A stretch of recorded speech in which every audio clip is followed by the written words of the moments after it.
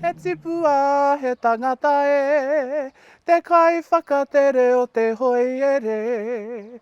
Te iho pū manawa o te iwi e, Matua Hautere e ara e.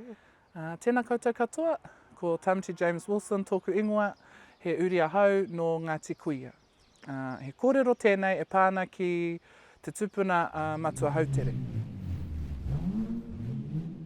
Nō reira, ko Matua Hautere tētahi o ngā tupuna whakahirahira no roto o Ngāti Kuia.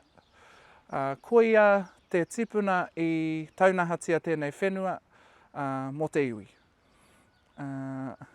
Ko Matua Hautere te tipuna i hoia mai Hawaii ki rāno, kiko nei ki Aotearoa, ka tahi i reia i te moana o Raukawa, tai atu ki o tai mai kiko nei ki te tauihu. I tōna tainga mai, ko tōna hoa haere, haere i te motu i te rohe rānei, ko Kaikai Āwaro, tō tātou kaitiaki.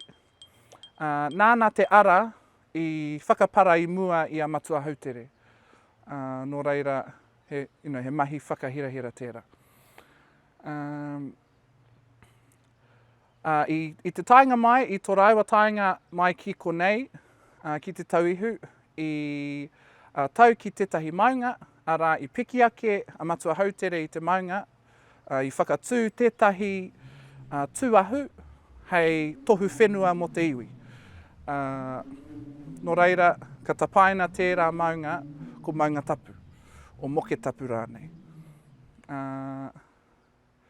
Ko rāua, ko Matua Hautere, rāua ko Kaikai Āwaro, he tino tupuna o roto o Ngāti Kuia, i roto i ngā kōrero tuku iho katoa o mātou tupuna. Nō reira, i roto hoki i ngā kōrero a Pākauwera, te whakapapa mai i a kupe, heke iho ki a Matua Hautere, ki tōna tama a Matua Kuha, heke iho ki a Ngāti Kuia, ki a mātou ngā uri whakaheke, ngā maramara nui o Ngāti Kuia. Nō reira, tēnā koutou katoa.